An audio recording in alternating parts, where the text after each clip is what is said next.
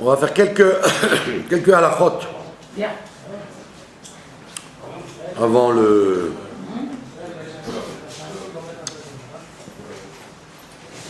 sujet de la fête. Alors, les halachot, essentiellement, on va parler de halachot de Sukkot, puisqu'on n'aura pas le temps de se voir. Il n'y a pas de cours, puisque le mercredi soir prochain, c'est Sukkot, déjà. Et le mercredi d'après, c'est Shmini Atzeret. Et donc les mercredis sont occupés, Baruch Hashem, avec les fêtes de Tishri. La convocation d'automne, ça s'appelle. Mais Kitsu, donc la semaine prochaine, c'est la fête de Sukkot. Et donc, on va voir il y a 2 mitzvot à Sukkot. Et on va voir en quoi les femmes sont liées avec ces mitzvot de Sukkot. Il y a la mitzvah de la Soukha et la mitzvah des 4 espèces Soukha et la mitzvah du Lulav. Alors, tout le monde sait que le grand principe qu'une mitzvah qui dépend du temps, les femmes en sont dispensées. Les mitzvot qui dépendent du temps, les femmes ne sont pas obligées de les faire. Elles peuvent les faire, mais elles ne sont pas obligées de les faire. Donc, comme elles peuvent les faire, mais qu'elles ne sont pas obligées, alors il y a une polémique halachique au niveau de la loi entre le Rambam et les petits-enfants de Rachid, les Tosafot, si une femme peut faire ou pas la bracha. À partir du moment où elle peut faire la mitzvah, mais qu'elle n'est pas obligée de la faire, ça s'appelle être patour. Alors, quand on est dispensé de quelque chose, est-ce que la dispense nous permet de faire quand même la mitzvah, ou la dispense nous interdit de faire la mitzvah? Alors, le Rambam, lui, il dit, bien sûr que la femme peut faire la mitzvah, mais elle ne doit pas dire la bracha, puisqu'il y a écrit Asher kideshanu bemitzvotav, qui nous a obligés, qui nous a sanctifiés par les commandements, vetsivanu, et il nous a ordonné.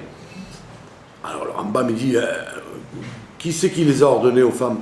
Personne. Donc elles ne doivent pas dire la bracha quand elles font une mitzvah conditionnée par le temps. Elles peuvent faire la mitzvah, mais pas la bracha. Comme ça, le Rambam explique et tranche. Les Tosfot, ils disent le texte Asher kideshanu bemitzvotav vetsivanu, ça ne parle pas forcément de moi qui fais la mitzvah, ça parle du peuple juif qui fait la mitzvah. Il nous a ordonné, pas forcément spécifiquement moi, mais tout le monde. Et donc le Tosfot permet de faire la bracha. Donc on se retrouve avec une discussion. C'est une marloquette alors? Bah oui. Ça s'appelle une marloquette. Celui qui dit qu'elle peut faire la bracha et celui qui dit qu'elle ne peut pas la faire. Donc les 2 mitzvot de Sukkot,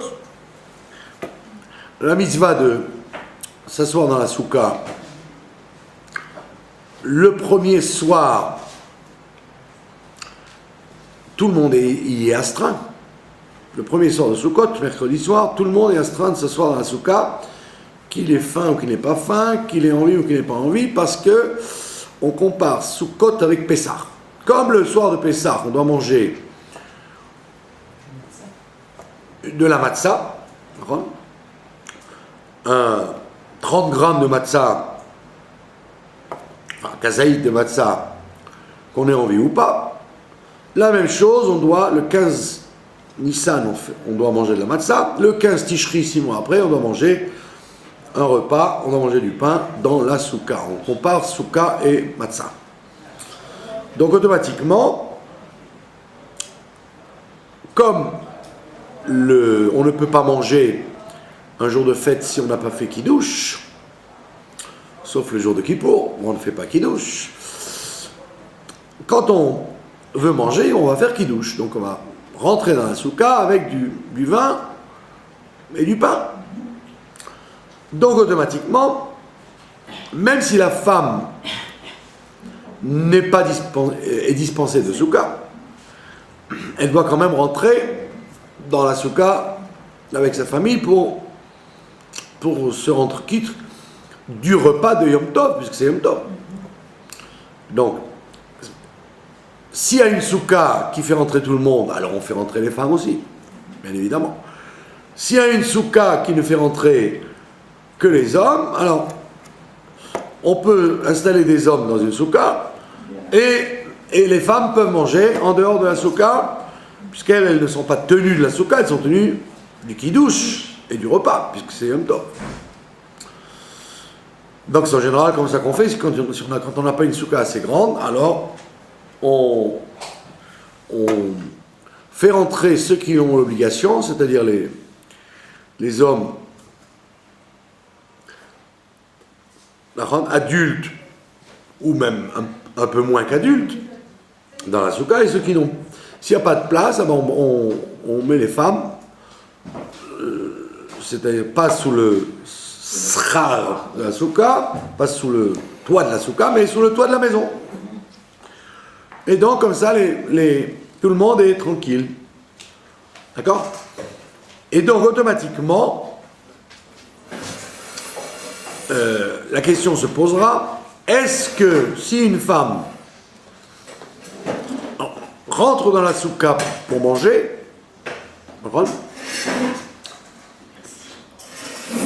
en général, comme on vient de le dire, la mitzvah de souka n'étant pas une mitzvah que les femmes doivent faire, donc les femmes ne font pas la bracha, les chefs basouka. Les femmes ne font pas la bracha, les chefs basouka, puisque on n'a pas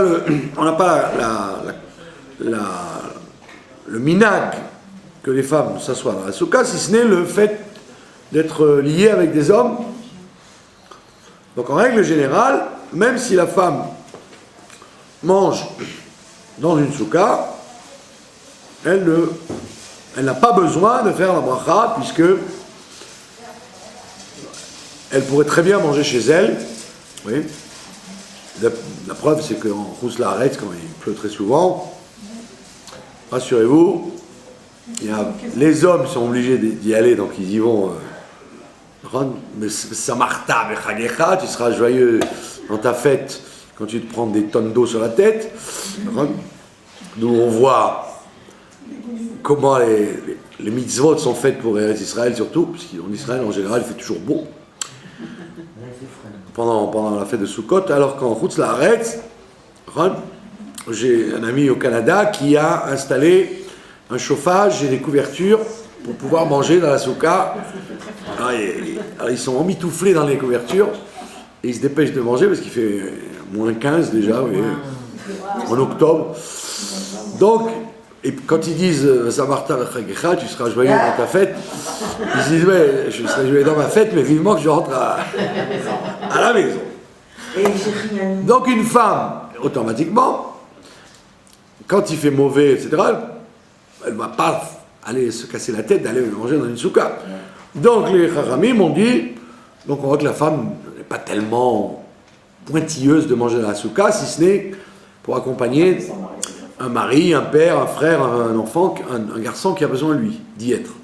Donc, à la Khalemaasé, concrètement, en général, les femmes ne font pas la bracha de l'Eshev Basouka, puisque on ne peut pas dire qu'elles soient tellement pointilleuses de respecter cette mitzvah, donc il n'y a pas de raison de leur faire la bracha aussi. Et si la personne veut? Même si elle veut, ça penche plutôt vers la négation, puisque c'est pas une mitzvah que les gens ont envie de faire en général, que les femmes font avec un pada. Alors qu'un homme, lui, il n'a pas le choix. S'il veut manger un repas, enfin, s'il mange des petites choses, alors il peut les manger dehors, il n'est pas obligé de les manger dans la souka. Mais s'il veut manger un vrai repas, il est obligé de manger dans la souka. Donc, lui, l'homme, il a la souka sur la tête, vraiment pendant les 7 jours, les 8 jours en Khutzlaretz. Donc, en ce qui concerne la souka, voilà comment on fait. Maintenant, pour le loulav, c'est déjà plus classique que beaucoup de femmes ont voulu au moins faire le premier jour la mitzvah du loulav. Et donc, même les Sfaradim qui tiennent que, comme le Rambam, qu'elles ne doivent pas faire la bracha quand c'est une mitzvah facultative, beaucoup de poskim Sfaradim, dont le célèbre Chida, dit que le minag Yerushalayim, le minag des femmes, a toujours été de faire la bracha du loulav.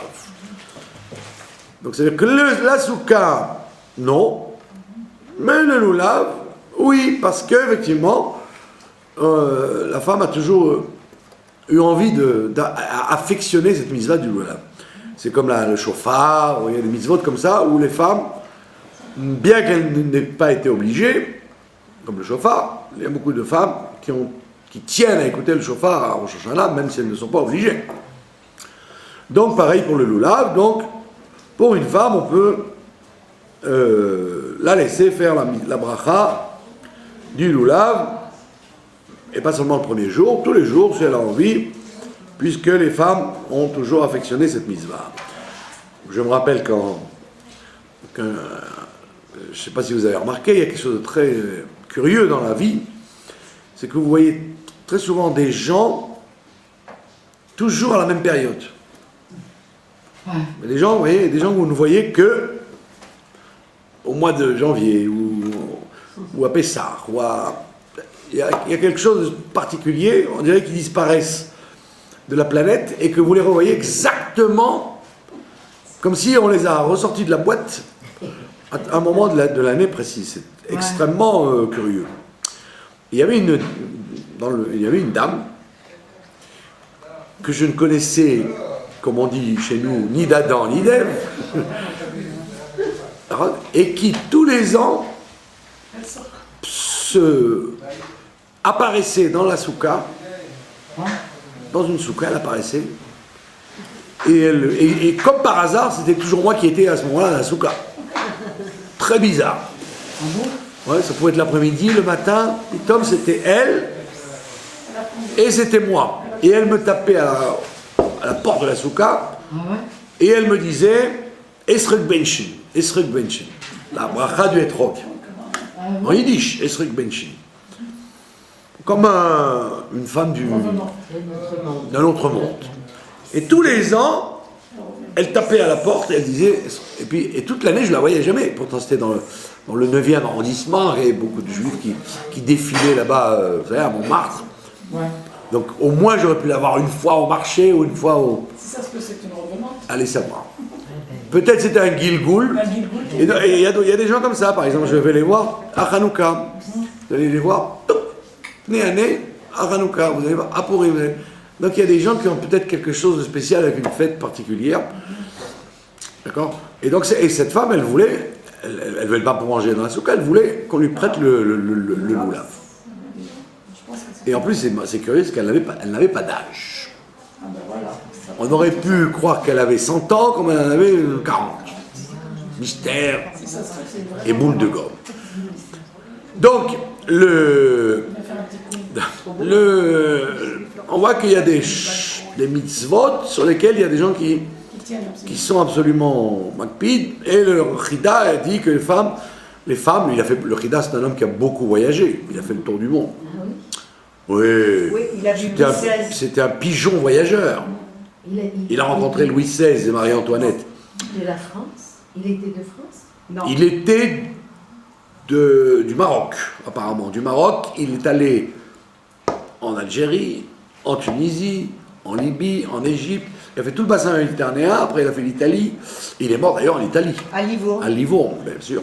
Parce que c'est le Rav Eliaou qui avait ramené ses ossements là-bas. Ah, Rabakas. Et il a fait à peu près tous les pays d'Europe et d'Orient, quoi. Tous les pays où il y avait des Juifs. Et il a rencontré Louis XVI et Marie-Antoinette. Et il a dit que c'était des gens particulièrement intelligents. Ce qui n'était pas l'avis de Robespierre. Bekitso, le Chida, donc il a dit j'ai visité beaucoup de communautés, et effectivement j'ai vu très souvent les femmes vouloir faire cette bracha, et il dit quand je suis arrivé en Israël, quelle ne fut pas ma surprise quand j'ai vu que les rabbinim de Jérusalem laissaient les femmes faire la bracha. Donc il dit, donc là on voit que les femmes aiment cette mitzvah, et donc on les laissera faire cette mitzvah avec la bracha. Donc vous voyez, donc il y a une différenciation entre la soukha et le lulav. Ce sont deux mitzvot différentes chez les hommes et chez les femmes. Voilà. Maintenant, qu'est-ce qui reste? Il reste que le mercredi d'après, enfin ceux qui habitent en Chutz Laaretz, ceux qui n'habitent pas en Israël, devront encore une fois faire le Hérouv Tafshilin, puisqu'il y aura 3 jours d'affilée, encore une fois. D'accord? Et ça met un plan de l'heure. Hein. le Hérouv Tafshilin, c'est une très jolie mitzvah, et il est dommage de s'en priver, même pour ceux qui cuisinent avant. D'accord? Donc on est invité à faire le Hérouv Tafshilin. Nous qui habitons en Eretz Israël, nous ne faisons pas le Hérouv Tafshilin, puisque le jeudi au milieu, enfin le vendredi, pardon, la fête c'est mercredi soir, donc jeudi, le jour du milieu, c'est un jour de Chol HaMoed, donc on peut cuisiner, normalement, on peut tout faire, et après c'est le Shabbat, donc nous n'avons pas besoin de faire le Hérouv Tafshilin, contrairement à ce que nous avons fait à Rosh Hashanah. Et donc la deuxième fois, les deuxièmes fêtes de fin de fête, ce sera la fête de Shmini Atzeret. Et donc les fêtes se terminent théoriquement pour nous jeudi soir, et pour les gens de Chutz Laaretz samedi soir, Ouais, mais 3 fois d'affilée. c'est pas Ah bon? facile, Rav. Donc ce serait Ah, c'est pas facile. 3 fois 3. 3 jours comme ça, 9. c'est pas facile pour. Enfin, c'est joli. Moi je le fais, même que je viens en Israël tous les ans parce que je suis obligée de le faire. Voilà. Est-ce que vous avez des questions d'Halakha avant que je passe au sujet, Le Tana. le sujet de Kippour? Est-ce que Nous allons parler de Kippour. Kol Nidre, elle commence dans Israël, dans toutes les synagogues à la même heure? Oui. C'est à quelle heure, s'il vous plaît? Kol Nidre, 4h50. que puis-je vous dire? Il faut regarder le calendrier. Bon, je vous répondrai après le cours, parce que ça n'intéresse pas tellement les gens de Chutz Laaretz de savoir à quelle heure nous allons commencer Kol Nidre. Les gens qui me regardent du Canada, ils risquent d'être trompés si je dis un horaire. Ils vont dire, attends.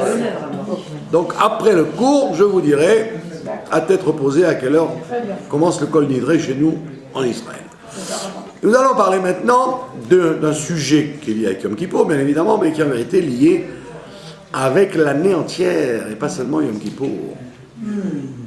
Nous allons parler de Yona. Ah, c'est joli. Jonas, la Haftara de Jonas, que l'on lit dans l'après-midi de Yom Kippour. Et que dans les synagogues, c'est une Haftara qui se vend très très cher, Maftir Yona, qui se vend très très cher, parce que les gens pensent que ça donne la parnassa de toute l'année, ou ça rend de bonne humeur, je ne sais pas. Moi, comme je dis tout le temps, c'est pas une chose à dire quand on s'occupe d'une yeshiva et d'une synagogue, mais je le dis quand même. Toutes ces goulottes, ces goulottes enfin, c'est ces choses un peu mystérieuses de vendre l'ouverture de porter les siffrets Torah, monter Maftir, hein. On dit c'est une ségoula. Je crois que la grande ségoula, c'est surtout pour la synagogue. Ça fait rentrer de l'argent dans la synagogue. En tous les cas, Maftir Yona, les gens l'achètent des fois des millions de dollars dans les synagogues où ça monte à des millions de dollars tellement ils sont... Quand j'étais jeune, c'était toujours Rothschild qui l'avait, parce que c'est normal, c'est lui qui payait toute l'électricité de la Victoire. Donc... Bon, ça peut être quelqu'un de très simple. À l'époque, c'était Rothschild. Begitzo, ce qui est important dans le Maftir Yona, c'est ce qu'on raconte. Qu'est-ce qu'on raconte dans Yona? Alors, Yona, nous dit le verset, il s'appelait Yona ben Amitai. Yona ben Amitai. D'accord? Et c'est très intéressant, parce que Amitai, ça veut dire Emet Sheli, ma vérité. Quand vous le lisez, si vous ne regardez pas les voyelles, vous lisez Amit I, ma vérité. D'accord? Donc, évidemment, les noms signifient beaucoup de choses. Un nom exprime ce qu'une personne est, même si elle ne le veut pas d'ailleurs. Même si elle ne le veut pas. Et donc, qu'est-ce que veut ce Jonas? Yona, on dit que c'est le plus grand prophète après Moshe Rabbeinu. Et qu'il a eu toute sa prophétie pendant qu'il dansait à Sukkot au Beth Amikdash. Quand il y avait les fêtes du puisage de l'eau, Simchat Bet HaShoeva, on dit qu'à ce moment-là, celui qui est Besimcha, qui est d'une joie intense, il obtient des degrés de prophétie.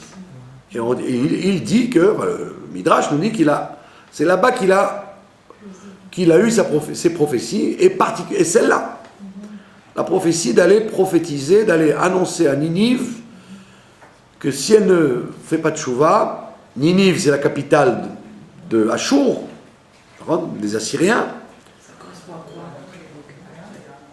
c'est au milieu du premier temple.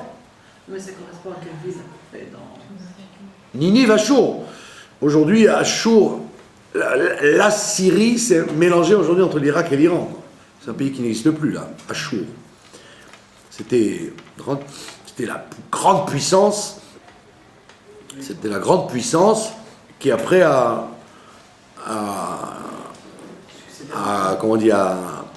précédé Babylone, a précédé l'empire de Babylone. Et donc, Achour, il est invité, pas seulement invité, il est ordonné d'aller à Achour, d'aller à Ninive, la grande ville, la capitale du monde. À l'époque, c'était la capitale du monde.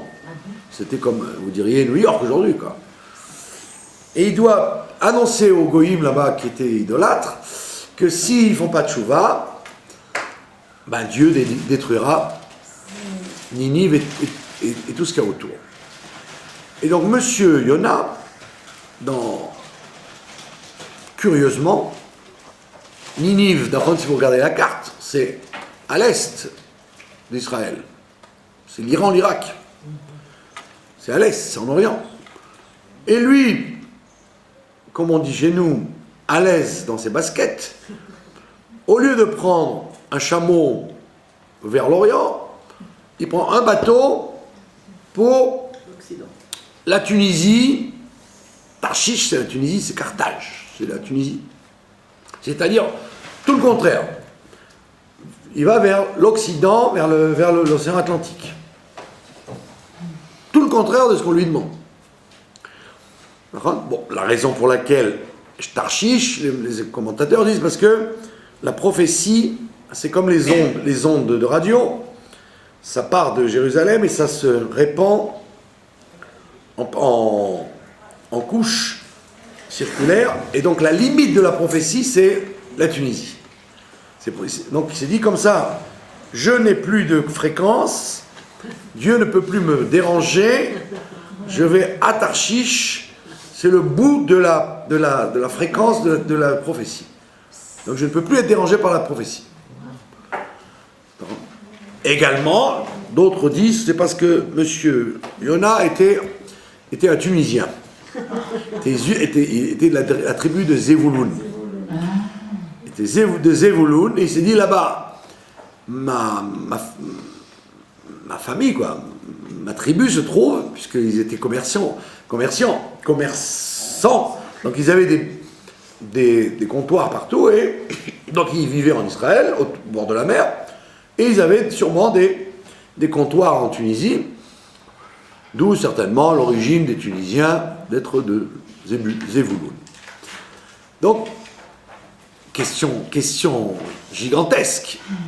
Comment le deuxième prophète après Moshe Rabbeinu, la première chose qu'il fait quand on lui donne l'ordre d'aller prophétiser sur Ninive, c'est de se sauver de l'autre côté. C'est aberrant. Surtout, c'est connu, c'est de lui qu'on l'apprend d'ailleurs, qu'un prophète qui avale sa prophétie, qui ne veut pas l'annoncer, il est passible de mort par en haut. Et c'est pour ça que quand on va le jeter par-dessus bord, il dira, c'est normal, j'ai refusé d'aller prophétiser, on m'a tué, je suis condamné à mort. Mais pourquoi a-t-il besoin de désobéir à Dieu? Alors il y a deux explications, mais ce qui est important, c'est ce qu'il y a derrière. Première explication, très connue, c'est que Yona ne voulait pas accuser le Ham Israël. Il savait très bien que le Ham Israël, tous les prophètes qui avaient beau le remettre sur la voie, personne ne les a écoutés, aucun prophète, sauf Aman. Quand Aman est venu, il leur a dit, nous, vous allez traverser la Shoah, et puis ils ont cru, ils ont fait tchouva. Donc 48 prophètes, depuis Moshe Rabbeinu jusqu'au dernier, jusqu'à Malachi, n'ont servi à rien. Donc il a dit, moi je les connais les Juifs, d'accord? Ils ne font pas de tchouva. Les prophéties ne servent à rien. Et donc, les goïms sont beaucoup plus souples. Donc, si je vais à Ninive et que les gens de Ninive font tchouva, ça veut dire que les juifs sont moins que les goïms. Dès que je vais leur dire revenez à Dieu, sinon on va vous punir, les gens de Ninive vont faire tchouva. Et je veux pas. Parce que ça veut dire que les juifs sont moins bien que les goïms. Donc il avait, monsieur Yona avait cette volonté de kavsrout, de faire du bien au peuple juif en n'allant pas à Ninive. Deuxième explication, qui est plus forte, c'est que Yona était prophète et qu'il savait qu'un jour, Ashur, avec Sancheriv et Nebuzaradan, allait commencer le siège de Jérusalem. Après, ce sera Nabuchodonosor, mais en tout premier, juste avant, il y a eu l'armée d'Ashur, qui a envahi la terre d'Israël et qui a fait la première galoute, avant qu'il y ait le coup de grâce du premier temple avec Nabuchodonosor. Et qui vont emmener plein de gens en galoute. Donc il a dit, moi, je vais leur faire tchouva pour pas qu'ils soient détruits, pour que dans 100 ans ou 200 ans, ce qui s'est passé, ils viennent détruire le Beth Amikdash et nous envoyer en exil. Je préfère que Dieu les détruise maintenant. Donc dans les deux cas, Yona a une très bonne raison de ne pas y aller. D'accord ? Mais comme disent les gens un peu amusants, résultat des courses, il y a quand même été. Puisque quand il se trouve sur le bateau, vous connaissez l'histoire, Les gens, il y a la tempête, ils disent ah, pourquoi il y a la tempête? Le capitaine il dit eh oh, réveille-toi que tu dors. Mais il dit à cause de moi qu'il y a la tempête. Jetez-moi par-dessus bord, vous allez voir que ça va s'arrêter. Donc on le jette par-dessus bord et effectivement la tempête s'arrête. Et on raconte dans le Midrash que tous les passagers se sont convertis au judaïsme quand ils ont vu ça. Il a dit c'est moi, comme j'ai pas fait la volonté de Dieu, donc on veut me faire des problèmes parce que j'ai refusé de donner ma prophétie, donc jetez-moi à l'eau, vous allez voir que tout s'arrêtera. Et bien, Kachaya, quand ils ont vu ça, on dit qu'ils ont apporté des corbanotes, ils sont venus à Jérusalem, il a fait Ufaratsta, il a transformé tout le bateau en converti. Parce qu'ils ont vu la grandeur de Dieu. Tu vois bien que il y a la tempête, elle s'arrête quand lui dit, donc ça veut dire que c'est clair qu'il y a un maître du monde. Mais le bon Dieu, il y a écrit là-bas dans le verset, Vayeman.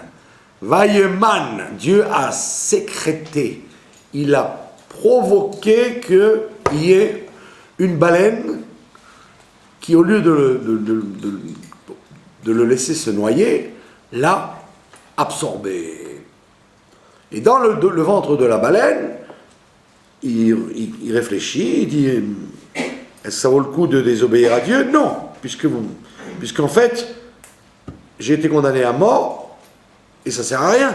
Dieu m'empêche de mourir, puisqu'il me dit tu vas quand même y aller, mon ami, à Ninive. Tu voulais mourir, comme ça, tu es sorti de tu n'as pas voulu faire ta shlichut, tu n'as pas voulu faire ta mission, mais bien que tu ne veuilles pas faire ta mission, Vayeman, Dieu a sécrété par miracle une baleine particulière pour lui dire tu ne veux pas faire ton travail, tu vas quand même aller le faire. Donc je répète ce que j'ai dit au début. Pourquoi monsieur Yona s'appelle Ben Amitai? Ben Amitai, ça veut dire il est le fils de sa vérité, ma vérité. D'accord? Tout ce que nous faisons toute l'année, toute la vie, c'est en fonction des vérités qu'on a devinées, qu'on a comprises, qu'on a analysées. On ne parle pas des gens malhonnêtes, on parle des gens honnêtes. Il y a le Emet et il y a mon Emet. Il y a la vérité, il y a ma vérité. Or, toutes les fautes que l'on fait viennent du fait qu'on se base sur notre vérité. On ne parle pas des gens qui vivent dans le mensonge. Ça, c'est évident que ceux qui vivent dans le mensonge, il n'y a pas besoin d'attendre Yom Kippour pour se secouer, pour arrêter de vivre dans le mensonge. On parle des gens qui vivent dans la recherche de la vérité. Il se peut très bien que ta recherche de la vérité amène à des conclusions contraires de ce que Dieu veut comme vérité. La preuve, c'est qu'il en est arrivé à la conclusion qu'il ne faut pas aller à Ninive. Ça veut dire que c'est une vérité qui va à l'encontre de ce que Dieu veut, et donc puisque ça va à l'encontre de ce que Dieu veut, ça va à l'encontre de l'histoire, et donc tu ne peux pas l'empêcher, cette histoire. Tu es obligé. Ne commence pas à faire des calculs en disant je ne veux pas que Ninive fasse chouva, je ne veux pas les sauver parce qu'un jour ils vont nous faire des problèmes. Ça ne te regarde pas ce qu'ils vont faire. Et donc monsieur Yona, il est extraordinaire. On vous a dit mais c'est merveilleux, il veut défendre le peuple juif. Tu veux défendre le peuple juif, on t'a donné une mission. Même si elle te dérange, dans ta vérité à toi, elle te dérange. Malgré tout, tu as reconnu toi-même quand tu es avalé par le poisson, parce que si tu étais mort, tu dis voilà, je m'en suis sorti, je suis mort. Le bon Dieu il dit non, je te sécrète une baleine, Vayeman, je te la sécrète. Comme il dit le Targum, il amène, il lui a donné rendez-vous. C'était une invitation de lui et la baleine. Ça veut dire que tu n'échapperas pas à ta vocation. Ta vocation, c'est d'aller annoncer à Ninive, tu vas y aller quand même. Comment un prophète de telle grandeur peut commettre une erreur pareille? C'est pas une erreur pareille, c'est un mitaille. C'est le limud srout. Abraham Avinu, quand on lui a dit va te sacrifier ton fils, allait à l'encontre de toutes les vérités, de tout ce qu'il Non, c'est différent parce que là il ne s'agit pas de faire du mal à quelqu'un, il s'agit de faire du bien à tout le peuple juif pour ne pas faire essayer de contrarier les projets de Dieu pour aider l'homme Israël. C'est pareil, Yitzhak, c'était l'ancêtre de tout le peuple juif. L'homme chané, là-bas c'est pas pareil. Là, il veut détruire, il veut être la main qui va détruire le peuple juif en allant prophétiser pour eux. Et en plus, il avait raison, Yona. Quand il va à Ninive, il leur dit repentez-vous, faites tchouva parce que sinon la ville est détruite. Ils font tchouva tout de suite. Et il dit à Dieu, alors tue-moi, parce que je suis dégoûté, quoi. Ma vérité, elle ne marche pas avec ta vérité. Je suis désolé. Ça me dérange beaucoup ce que tu as fait là. Et alors à ce moment-là, encore une fois, alors il se fabrique une soukha, référence d'ailleurs que Yom Kippour, on prépare déjà Soukot. Il se prépare une soukha, et encore une fois, Dieu lui sécrète un kikayon, un ricin qui pousse et qui lui donne de l'ombre, etc., etc. Encore une fois, Vayeman. Plusieurs fois, on voit ce mot, Vayeman. Dieu, il lui a provoqué par miracle. Et évidemment, lui, il tombe amoureux de son kikayon, puisqu'il lui donne de l'ombre, etc. Et le lendemain, le kikayon pourrit, et il pleure, il dit, ah, kikayon. Et Dieu lui dit, ah, toi qui n'as fait aucun effort pour avoir ce kikayon, ça te fait de la peine de le perdre. Et moi qui ai créé tout un peuple, le plus important de l'époque, tu veux que je le détruise? Oui. Ça veut dire qu'il a compris effectivement que il veut encore mourir comme d'habitude. Il veut toujours mourir. Il vaut mieux mourir que de voir ça. Parce qu'en vérité, il s'est trompé. Puisque dans l'histoire de Ninive, de Achour, quand les armées d'Achour vont arriver à Ron, c'est grâce à la prière de Chizkiyahu qui a empêché, qui a fait la débâcle de l'armée de Achour. Et Nebuzaradan s'est converti au judaïsme, le général en chef.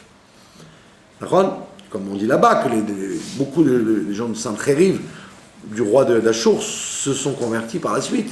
Donc il n'avait pas raison, Yona. Ils ont voulu détruire, mais grâce à la prière du tzaddik, de Chizkiyahu, ça n'a pas été détruit. Donc qu'est-ce que tu crois que les Bnei Israël vont souffrir grâce à la tchouva de Chizkiyahu plus tard, eux-mêmes ils vont empêcher les gens d'Assyrie de les gagner. Donc on voit bien que tes calculs, ton émet à toi, à Mitaï, ma vérité à moi me dit ne va pas. Ne va pas à Ninive, ta vérité à toi, tu dois la mettre de côté. Et donc toute la vie on est comme ça. On est arrivé à des conclusions qui sont chacun sa vérité, c'est vrai. Alors on te dit, kol hakavod, bravo. Mais vérifie bien si ta vérité, elle est la bonne, si elle correspond à la mission que tu as sur Terre et ce qu'on t'a demandé de faire sur Terre. Parce que tu vois bien et c'est ce que tu apprends de Yona, que quand tu refuses, parce que tu prétends avoir trouvé la vérité, tu refuses de remplir ta mission, on va quand même t'obliger à la faire, cette mission. On va quand même. Et comme il avait beaucoup de mérite, ce Yona, même quand il désobéit à Dieu, ça donne du bien. Il provoque le retour du bateau, etc. Tout ce qu'il fait, ça marche bien. Même quand il fait mal, quand il veut faire mal, ça s'appelle une belle chose. Il est Shem Shamaïm. Parce qu'il est toujours le Shem Shamaïm. Donc c'est très important cette histoire de Yona, le jour de Kippour. On te dit, les gens qui vivent toute l'année dans le sheker, qui se mentent à eux-mêmes, etc., etc., c'est évident que ceux-là, ils doivent changer de politique. C'est pas sur ces gens-là qu'on parle. Ces gens-là, ils n'ont pas besoin d'attendre de Kippour pour changer. Il faut déjà changer quand tu te rends compte que tu vis dans le faux. Si tu en es capable, alors change. Par contre, maintenant, quand tu arrives à Kippour, c'est même ceux qui vivent dans le Hémet qui doivent faire tchouva. Que des fois, tu as raison, mais la raison de Dieu n'est pas la tienne.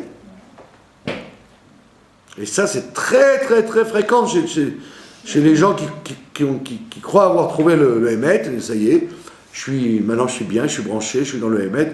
Donc c'est évident que tout ce que je vais faire, Dieu le veut aussi. Je suis pas sûr. Peut-être que ce que tu veux toi, c'est pas ce que Dieu veut du tout. Vous avez compris? Et c'est pour ça que tu dois, et ça correspond à une des 5 méthodes de retour à Dieu dont parle Rabbi Zouché d'Anipol dans le Hayom Yom, dans le livre d'Hayom Yom. Première méthode, il dit Tav Shin Teshuva. Tav, ça veut dire soit intègre avec Dieu. C'est pas facile. Tamim, d'être intègre, de faire les choses sérieusement. Comme il dit là-bas, c'est le sérieux. Shin, c'est Shiviti Hashem. Je dois toujours avoir le Créateur devant moi quand je fais quelque chose. La troisième, c'est Vav, c'est Ve'afta l'eracha kamocha, c'est d'aimer son prochain. C'est la façon la plus sûre d'arriver à l'amour de Dieu, c'est d'arriver à l'amour de l'autre. Et Teshuva, le bête, c'était aujourd'hui qu'on a lu ça, c'est Bechol derachecha daeu. Dans toutes tes routes, reconnais-le. Connais Dieu dans toutes tes voies. Ça veut dire quoi? Ça veut dire apprendre à voir la providence divine dans tout ce qui t'arrive, et de là, et d'en déduire quelque chose. Donc c'est le truc de Yona. Tu as bien vu que Dieu ne t'abandonne pas, il veut que tu ailles à Ninive, puisque quand tu voulais mourir, il te dit, je vais te faire la naisse, tu vas la voir, la baleine qui va te sauver. Donc Yona n'est pas naïf, il sait très bien que si Dieu a fait un miracle, c'est parce qu'il tient à ce qu'il aille à Ninive. Donc la même chose, quand il t'arrive quelque chose dans la vie, sois à l'affût de tout ce qui t'arrive, en disant, si ça m'arrive, c'est qu'on veut me faire passer un message. Toujours. S'il t'arrive quelque chose, c'est un message qu'on t'emmène. Vayeman. Vayeman, bisamen. On te provoque un message. Très bien. Et si on se trompe dans ce message qu'on n'interprète pas bien? On doit demander. Si on n'est pas capable de l'interpréter avec certitude, il faut se renseigner comment je dois comprendre ce message. Si quelqu'un vous traite de femme extraordinaire, si quelqu'un vous dit « Ah, vous êtes extraordinaire !» Ne le crois pas. Non, que ce soit un goy, un juif, un pilote d'avion, un marchand de cacahuètes, c'est qu'en haut, d'en haut, on a voulu vous dire « Oui, ben voilà, tiens, c'est quelqu'un d'extraordinaire. On vous a fait un clin d'œil. » Vraiment, vraiment? Ben oui. Et si par contre, un chiffonnier... Il vous dit, va te cacher. Tu dois dire, ben oui, je vais me cacher. Je crois qu'il a bien raison, je dois aller me cacher. Ah ouais? Donc chaque fois, vous devez en tirer un message. D'accord? On tire un message, parce que, voyez, ça mène. Dieu te fait un clin d'œil. Dieu, il t'a amené la baleine, il t'a amené le kikayon. Donc on te dit que, Bechol, derachecha, daeu, dans tout ce que tu fais, rends-toi compte, où est Dieu là-dedans? Mais Dans la maladie. Si tu vois que tu as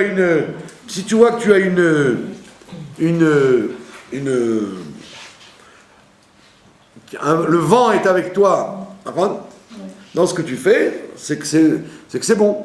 Alors, quand moi je suis tombée, j'étais bien, j'avais des chaussures plates, c'était sec, il faisait très chaud, dans le goudron, il faisait très chaud. Peut-être ça. Et j'ai glissé, je me suis heureusement pas cassé le genou. Alors c'est un message, comment? C'est à vous de savoir pourquoi. Je vous demande, vous voulez savoir, moi si j'ai une chaussure. Nul n'a le droit, vous savez, le judaïsme est en train de tomber dans le babaïsme. Les babas, tous ces gens-là qui interprètent l'avenir et le passé, le machin. C'est à vous de vous casser la tête pour quelle raison la jambe, tomber, il y a faux, tous les messages, je dois les décoder. Mais n'allez pas chercher un... Il peut arriver quelquefois qu'on n'ait pas été suffisamment vigilant par rapport à quelqu'un qui a eu le même problème, qu'on l'a regardé un peu... Peut-être moquer de lui. Et on se dit, voilà, je me retrouve dans la même situation. Je crois pas. Ça arrive, Oui, ça dépend comment non, on vous dites, mais Voilà. en toutes les voies, reconnaissez-le. Mais par exemple, face à l'épreuve de la maladie, qui est difficile, c'est beau de savoir que c'est Hachem, et on le reconnaît, et espérer guérir, etc. Je vous parle en règle générale de tout ce que j'entends. Mais c'est très difficile. Alors, on pense à Yona. Yona, il se jette à l'eau.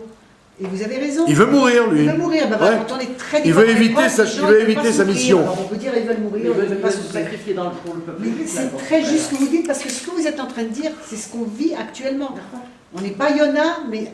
On est Yona. Pourquoi tout le monde lit l'Haftara de Yona à Kippour? C'est pour que tout ce qu'il y a écrit là-bas, vous en preniez un enseignement. Vous avez compris? Yona, c'est un thème. C'est pas une Haftara accessoire. C'est quand même l'Haftara de Yom Kippourim. Et puis quand on arrive à la fin de Yom Kippour, c'est-à-dire que c'est la Haftara avant de commencer la Nihila. C'est-à-dire qu'on est dans le moment le plus important de Kippour. On dit où est-ce qu'on en est là? Qu'est-ce qu'on doit faire? Qu'est-ce qu'on est venu faire cette année?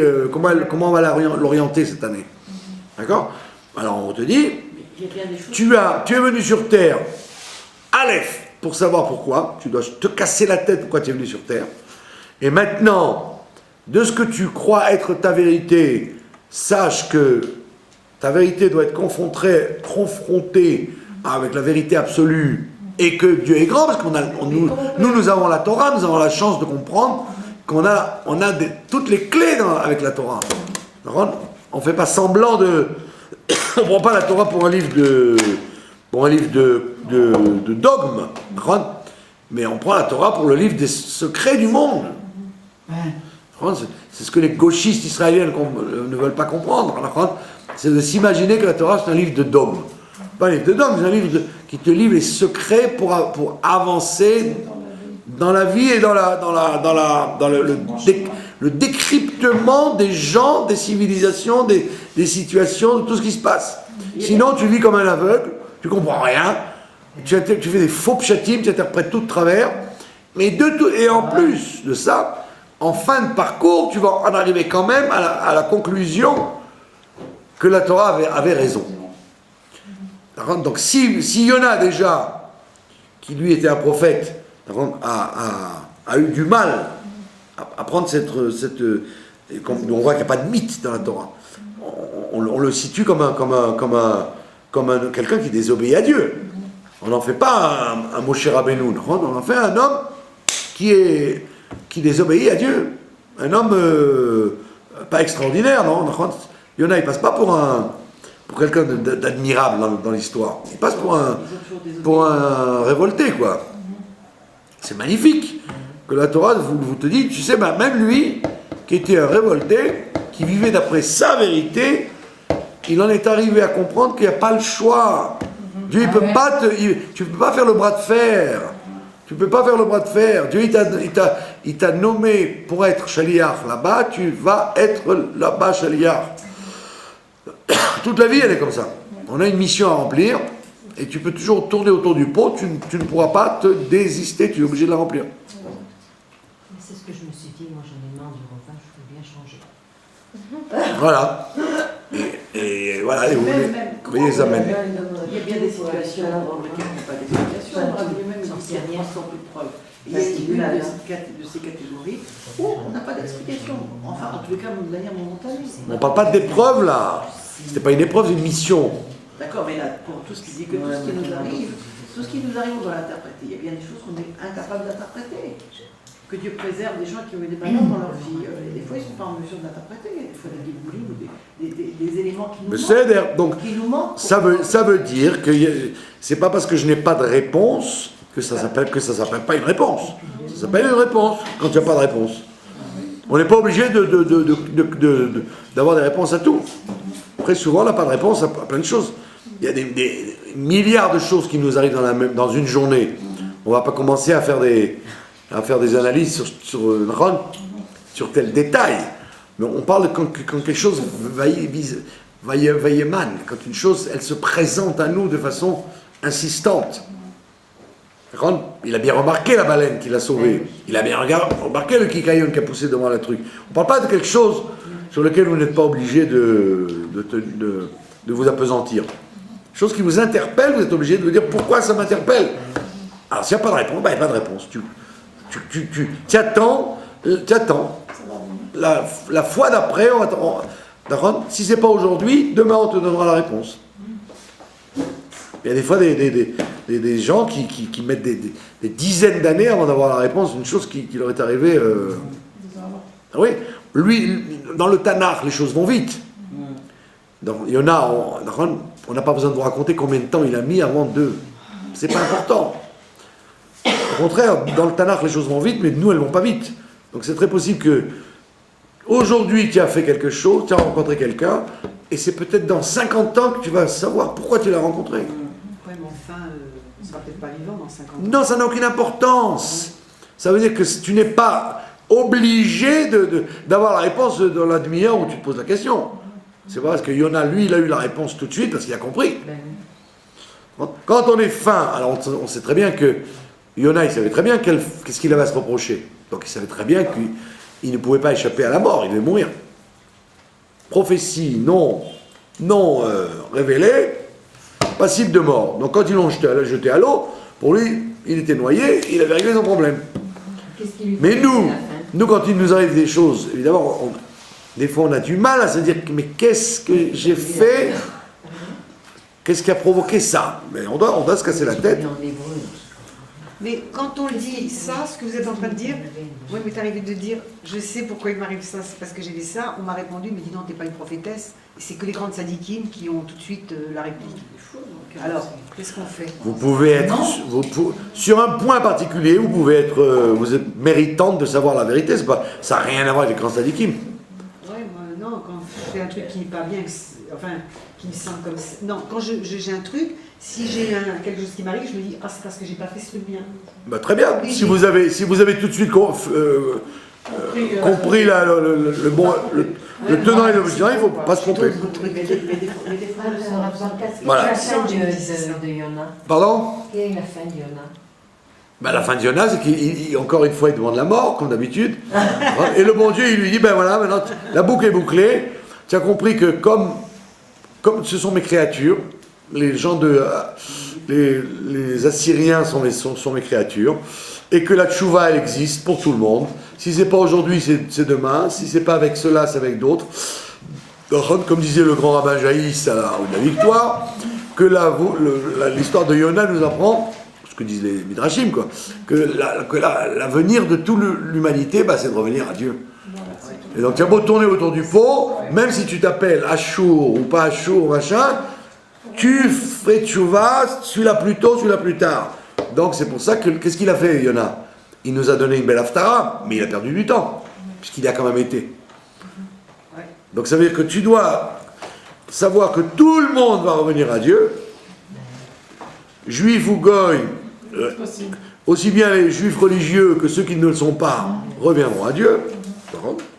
Et des fois c'est plus dur de faire revenir quelqu'un qui se croit religieux que quelqu'un qui ne l'est pas. Donc tout le monde reviendra à Dieu, même les religieux. Et donc tu ne dois pas désespérer et savoir que c'est la vocation. Tout arrive à ça. Et la preuve, c'est que les gens qui étaient sur le bateau, eux-mêmes, ils sont bien revenus à Dieu, alors qu'ils étaient aussi des idolâtres. Donc ton argument de ne pas aller pour ne pas accuser les Juifs, tu l'as quand même fait sur le bateau. Puisque rien que de te jeter à l'eau, ils sont revenus à Dieu. Tu aurais eu des gauchistes israéliens sur le bateau. Ils auraient dit, mais quel rapport? Ils l'ont jeté à l'eau, mais c'est des phénomènes tout à fait physiques, que la tempête s'arrête. Et ils auraient convaincu les goïms qu'il n'y a pas de miracle. Mais comme il n'y avait pas de goïms, il n'y avait pas de juifs, il n'y avait que Yona qui était juif, donc tout naturellement, il n'y a pas de gauchistes, donc automatiquement, les goïms sont revenus tout de suite. Pourquoi il voulait toujours mourir, Yona? Je suis cynique, mais bon, pour vous dire qu'il n'y a que nous, les juifs, qui pouvons être des empêcheurs de faire marcher l'histoire. Est-ce Pardon? qu'il était déprimé, Yona? Il voulait toujours mourir? Là, Non, je mourir, pose ça une voulait dire question. fuir. Ouais. Il voulait fuir sa mission. Mourir, ça parce C'est le que plus facile. il parlait directement avec Hachem, lui. Voilà. Dieu lui parlait et lui parlait à Dieu. Et il s'est dit, la meilleure façon de ne pas faire ce qu'on doit faire dans la vie, c'est de fuir. Alors, tu peux fuir soit par le divorce, soit déménagement, soit suicide, soit Oui, mais la mort, soit c'est- alcool. C'est des moyens de suicide, de fuite, tout ça. Bon, l'alcool, quand même pas, le Rav Barkas. Aucune différence. Mais au bout de combien de verres? Au bout de Ça combien de va verres? pas dépasser la dose. Alors, vous confondez être alcoolique et boire. Ah ouais. On peut boire sans être alcoolique, Ah ouais, d'accord. et on est alcoolique sans boire beaucoup. On peut être drogué sans... Ah, vous me faites Voilà. peur. Donc, ben c'est ça. Si on boit qui douche. Ça veut dire qu'on est dans un sujet de fuite. On est dans un sujet de fuite. Ron Yona, il veut mourir pour fuir. Et il y a beaucoup de gens qui veulent éviter C'est nous avec Hachem. de faire résider Dieu dans ce monde. Alors ils veulent fuir. Ah oui, mais... Et on te dit non, tu ne peux pas fuir, tu vas y man, Dieu il va te mettre les choses devant toi jusqu'à ce que tu les acceptes. On va écouter Ah, mais il y en a qui sont Haftarah de très Yona. mal. Voilà, donc vous allez écouter cette année avec une autre oreille Haftarah de Yona, Ron, et vous allez prendre avec vous une traduction Ron en ladino, puisque c'est votre langue, c'est la langue que vous comprenez.